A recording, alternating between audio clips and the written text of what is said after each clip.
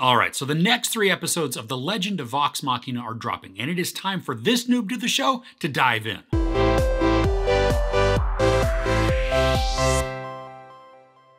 So in episodes 4 through 6, we have Percy and the rest of Vox, minus Pike, who head to Whitestone to go after the Briarwoods. Now the group joins with the rebel fighters and they begin their mission. And Percy even gets to exact revenge on one foe, erasing a name finally from his gun.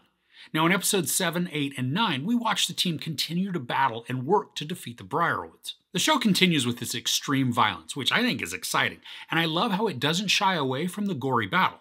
Now sure, it could be considered gratuitous at times, but if you're a growing fan of the show, this is part of the charm and the draw. For episode 7, while the backbone stays with Percy's storyline, the real focus of this one is Scanlan, and it's so good to watch him showcase his skill set. Now not all of his humor landed for me, but I was still enthralled in his moments. He gets to participate in a wild action scene that goes on for quite a bit, which then kept the excitement pretty high for me.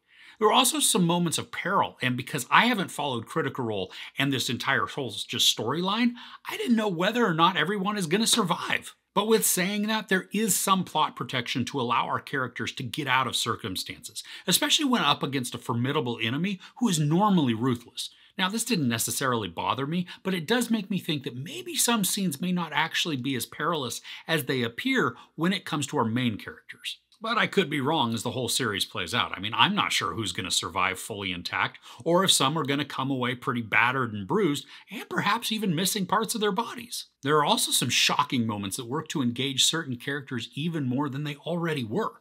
The episodes continue to provide sequences where the focus can be directed to one particular character for a beat, and then allows them to get some really great screen time. Now, even though there are still a lot of lighthearted moments, the story continues to get a darker tone. And I'm glad that 3 episodes drop at a time, because just watching one wouldn't be very satisfying.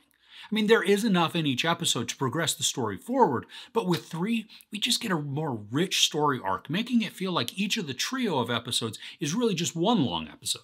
And because I don't know where the show is headed, and experiencing this as it progresses each week, I really love that we are now getting more backstory on who the Briarwoods are. The motivations and even impetus for how they are now are detailed in some quick but effective flashbacks. With each little bit of info that's revealed, I get more and more intrigued by them. Now, episode 9 is like a giant horror episode where our heroes are facing down some terrible threats coming at them from pretty much every angle. And there's a lot of excitement in this one, and the pace I felt was driving with intensity. And I'm really digging those hideous giants that we saw in the last set of episodes, where they look like creatures from Attack on Titan. Now, they're not constant elements within this current episodes, but their presence is certainly menacing, and because of a new story complication, they're also more terrifying. Now, episode 9 is also pretty climactic for Vox. Because of all the impending threats, the tension is at a really high level, and some portions feel like they're at a breaking point.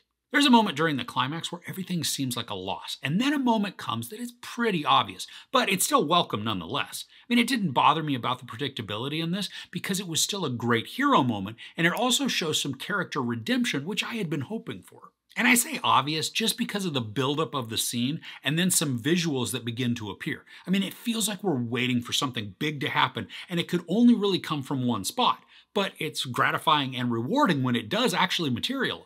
Now, these episodes aren't perfect though. There are some times and lines of dialogue that feel more overdramatic than necessary and made me cringe just a bit.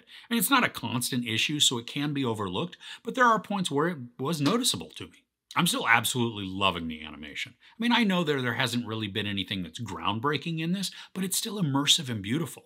Even when the episodes take place at night and there's more darkness and shadows, the details are still present, not skimping on the depth of focus or even the background imagery.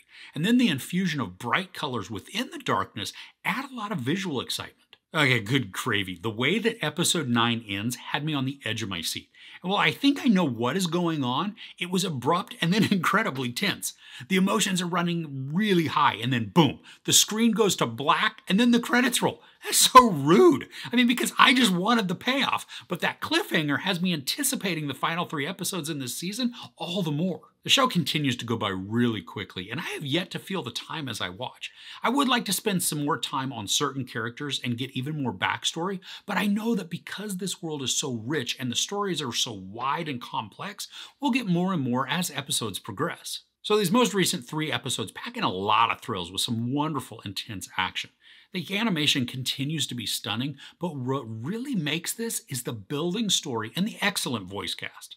I'm amazed at how much I'm continually drawn into this world, and I hope that we're going to continue to get increasing character depth as episodes and even scenes give focus to specific members of Vox. I love how the characters are varied and rich with complexities that add so much intrigue to the narrative. If you're in the mood for more mature themes, especially when it comes to revenge, and you also want a lot of blood and gore in an animated series, you really should be checking this out.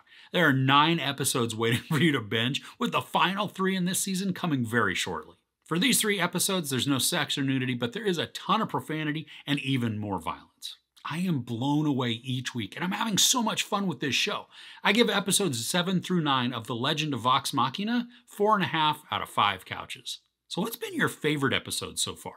I think mine was episode 9 because of just where it takes us and some key character moments, but I'd love to know yours in the comments below.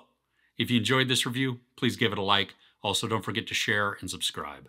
I'm Chris. This is Movies and Munchies. Thanks for couching with me.